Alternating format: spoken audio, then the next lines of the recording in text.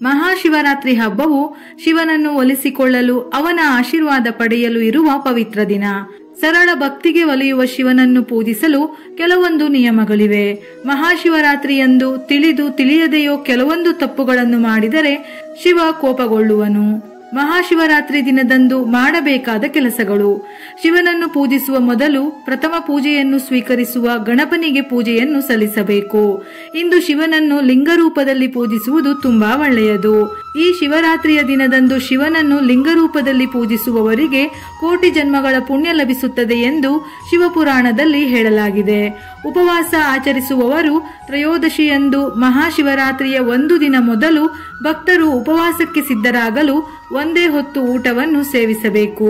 ಯಾವುದೇ ಪೂಜೆ, ಆಚರಣೆ, ವ್ರತಗಳನ್ನು ಕೈಗೊಳ್ಳುವ ಸಂದರ್ಭದಲ್ಲಿ ಮೊದಲು ಸಂಕಲ್ಪ ಮಾಡಿಕೊಳ್ಳುವುದು ಬಹಳ ಮುಖ್ಯ.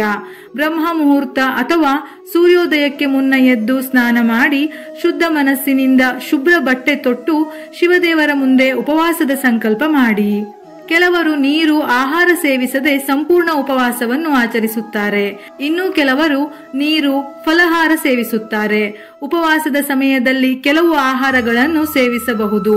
ಹಾಲು ಮತ್ತು ಹಾಲಿನಿಂದ ತಯಾರಿಸಿದ ಖಾದ್ಯಗಳು, ಹಣ್ಣು ಹಂಪಲುಗಳು, ಬೇಯಿಸಿದ ಆಲೂಗಡ್ಡೆ, ಏಕದಳವಲ್ಲದ ಆಹಾರವನ್ನು ತಿನ್ನಬಹುದು. ಆದರೆ ಇವೆಲ್ಲವನ್ನು ದಿನದಲ್ಲಿ ತಿನ್ನಬಹುದು. ಸೂರ್ಯಾಸ್ತದ ನಂತರ ಅಂದರೆ ಜಾಗರಣೆಯ ಸಮಯದಲ್ಲಿ ಯಾವುದೇ ಆಹಾರವನ್ನು ಸೇವಿಸಬಾರದು. ಉಪವಾಸ ವ್ರತಾಚರಣೆಯ ಸಂದರ್ಭದಲ್ಲಿ ನಿಮ್ಮ ಮನಸ್ಸನ್ನು ಸಂಪೂರ್ಣ ಶುದ್ಧವಾಗಿರಿಸಿಕೊಳ್ಳಿ. ಕೆಟ್ಟ ಯೋಚನೆಗಳು ಬರದಂತೆ ನೋಡಿಕೊಳ್ಳಿ. ಮಹಾಶಿವರಾತ್ರಿಯ ದಿನದಂದು ಶಿವನನ್ನು ಪೂಜಿಸಲು ಹತ್ತಿರದ ಶಿವ ದೇವಾಲಯಕ್ಕೆ ಭೇಟಿ ನೀಡಿ. ಇಲ್ಲವಾದರೆ ಮನೆಯಲ್ಲಿ ಶಿವಲಿಂಗವಿದ್ದರೆ ಪೂಜಿಸಬಹುದು. ಶಿವನು ಹಾಲು ಮತ್ತು ಹಾಲಿನ ಉತ್ಪನ್ನಗಳನ್ನು ಇಷ್ಟಪಡುತ್ತಾನೆ. ಹಾಗಾಗಿ ಶಿವರಾತ್ರಿಯ ದಿನ ಶಿವಲಿಂಗಕ್ಕೆ ಹಾಲು, ಮೊಸರಿನಿಂದ ಅಭಿಷೇಕ ಮಾಡಬೇಕು. ಇಷ್ಟೇ ಅಲ್ಲದೆ ಅಭಿಷೇಕವನ್ನು ಜೇನುತುಪ್ಪದಿಂದ ಕೂಡ ಮಾಡಬಹುದು. ಮನೆಯಲ್ಲಿ ಶಿವಲಿಂಗ ಇಲ್ಲದವರು ಹೊಸದಾದ ಶಿವಲಿಂಗವನ್ನು ತಂದು ಮನೆಯಲ್ಲಿ ಪೂಜೆ ಮಾಡುವುದಿದ್ದರೆ ಪ್ರತಿದಿನವೂ ಪೂಜೆ ಮಾಡಿ ಆ ಶಿವಲಿಂಗಕ್ಕೆ ನೈವೇದ್ಯವನ್ನು ಮಾಡಲೇಬೇಕು. ಹಾಗಾಗಿ ಮಹಾಶಿವರಾತ್ರಿಯ ದಿನ ಮಾತ್ರ ಶಿವಲಿಂಗವನ್ನು ಮನೆಯಲ್ಲಿ ಪೂಜಿಸುವ ಆಸೆ ಇದ್ದರೆ ಮನೆಯಲ್ಲೇ ಮಣ್ಣಿನ ಶಿವಲಿಂಗವನ್ನು ತಯಾರಿಸಿ ಗಂಗಾಜಲ, ವಿಭೂತಿ, ನೀರು, ಜೇನುತುಪ್ಪ ಇವುಗಳನ್ನು ಸಿಂಪಡಿಸಿ ಪೂಜಿಸಿ ಮರುದಿವಸ ಆ ಮಣ್ಣನ್ನು ಹೂವಿನ ಗಿಡಕ್ಕೆ ಅಥವಾ ಹರಿಯುವ ನೀರಿಗೆ ಬಿಡಬಹುದು. ಈ ರೀತಿ ಮಾಡುವುದರಿಂದ ಮಹಾಶಿವರಾತ್ರಿಯ ದಿವಸ ಮನೆಯಲ್ಲೇ ಶಿವಲಿಂಗವನ್ನು ಪೂಜಿಸಿದ ಪುಣ್ಯ ಫಲ ಸಿಗುತ್ತದೆ. ಮುಖ್ಯವಾಗಿ ಮಹಾಶಿವರಾತ್ರಿಯ ದಿನದಂದು ಉಪವಾಸ ಮಾಡುವವರು ದಿನವಿಡೀ ಶಿವನ ಮಂತ್ರಗಳನ್ನು ಪಠಿಸಬೇಕು. ಶಿವ ಮಂತ್ರಗಳಿಗೆ ನಿರ್ದಿಷ್ಟ ಶಕ್ತಿಗಳಿವೆ. ಆದ್ದರಿಂದ ಶಿವನ ಮಂತ್ರಗಳನ್ನು ಪಠಿಸಿ. ಅತ್ಯಂತ ಶಕ್ತಿಶಾಲಿ ಶಿವ ಮಂತ್ರಗಳಲ್ಲಿ ಒಂದಾದ ಓಂ ನಮಃ ಶಿವಾಯ ಎಂಬ ಮಂತ್ರವನ್ನು ತಪ್ಪದೆ ಪಠಿಸಿ. ಈ ದಿನ ತಪ್ಪದೆ ಮಹಾಶಿವರಾತ್ರಿಯ ವ್ರತದ ಕಥೆಯನ್ನು ಕೂಡ ಓದಬೇಕು ಅಥವಾ ಕೇಳಬೇಕು. ಹಾಲಿನಿಂದ ತಯಾರಿಸಿದ ಸಿಹಿ ಖಾದ್ಯಗಳನ್ನು ಶಿವನ ನೈವೇದ್ಯಕ್ಕೆ ಅರ್ಪಿಸಿ ಪೂಜಿಸಿದರೆ ತುಂಬಾ ಒಳ್ಳೆಯದು. ಮುಖ್ಯವಾಗಿ ಮಹಾಶಿವರಾತ್ರಿಯಂದು ಉಪವಾಸ ಮಾಡುವವರು ರಾತ್ರಿ ಜಾಗರಣೆ ಮಾಡಿ ಶಿವನನ್ನು ಪೂಜಿಸಬೇಕು. ಈ ದಿನ ಪೂಜೆಯ ಸಮಯದಲ್ಲಿ ಶಿವನಿಗೆ ಬಿಲ್ವಪತ್ರೆ, ದಾತುರ, ಎಕ್ಕದ ಹೂವು, ಎಲೆಗಳನ್ನು ಅರ್ಪಿಸುವುದು ತುಂಬಾ ಶ್ರೇಷ್ಠ.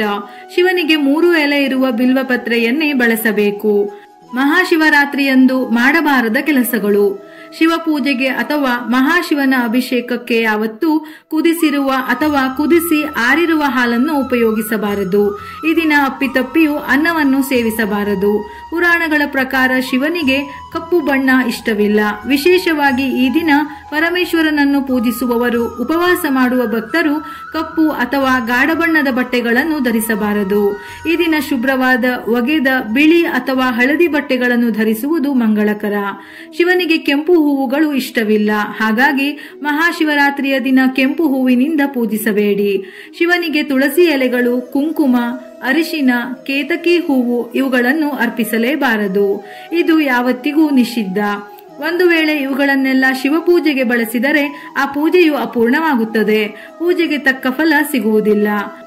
ಪುರಾಣಗಳ ಪ್ರಕಾರ ಶಿವಲಿಂಗವನ್ನು ಸಂಪೂರ್ಣವಾಗಿ ಪ್ರದಕ್ಷಿಣೆ ಹಾಕಬಾರದು. ಕಂಚಿನ ಪಾತ್ರೆಯಿಂದ ಶಿವನಿಗೆ ಎಂದಿಗೂ ಹಾಲನ್ನು ಅರ್ಪಿಸಬಾರದು. ಶಿವನ ಪೂಜೆಗೆ ಉಪಯೋಗಿಸುವ ಬಿಲ್ವಪತ್ರೆಯು ಎಂದಿಗೂ ಬಾಡಿರಬಾರದು. ಹುಳು ಹುಪ್ಪಡಿಗಳು ತಿಂದು ಹಾಳಾಗಿರಬಾರದು. ಗಿಡದಿಂದ ಬಿದ್ದ ಬಿಲ್ವಪತ್ರೆಯನ್ನು ಉಪಯೋಗಿಸಬಾರದು. ತೆಂಗಿನಕಾಯಿಯನ್ನು ಶಿವನಿಗೆ ಅರ್ಪಿಸಬಹುದು, ಆದರೆ ತೆಂಗಿನ ನೀರನ್ನು ಶಿವನಿಗೆ ಅಭಿಷೇಕ ಮಾಡುವುದು ನಿಷಿದ್ಧ. ಮೇಲಿನ ಅಂಶಗಳನ್ನು ಗಮನಿಸಿ ಮಹಾಶಿವರಾತ್ರಿಯ ದಿನ ಶಿವನ ಪೂಜೆಯನ್ನು ಮಾಡಿ ಶಿವನ ಅನುಗ್ರಹಕ್ಕೆ ಪಾತ್ರರಾಗಿ. ಪ್ರತಿಯೊಬ್ಬರಿಗೂ ಶಿವನು ಒಳ್ಳೆಯದು ಮಾಡಲಿ. ವಿಡಿಯೋ ಇಷ್ಟ ಆಗಿದ್ದಲ್ಲಿ ಮರೆಯದೆ ಲೈಕ್ ಮಾಡಿ, ನಮ್ಮ ಚಾನೆಲ್ ಅನ್ನು ಸಬ್ಸ್ಕ್ರೈಬ್ ಮಾಡಿ. ಇದೇ ರೀತಿಯ ಮನಮುಟ್ಟುವ ಉಪಯುಕ್ತ ಮಾಹಿತಿಗಳಿಗಾಗಿ ಮತ್ತೆ ಭೇಟಿಯಾಗೋಣ.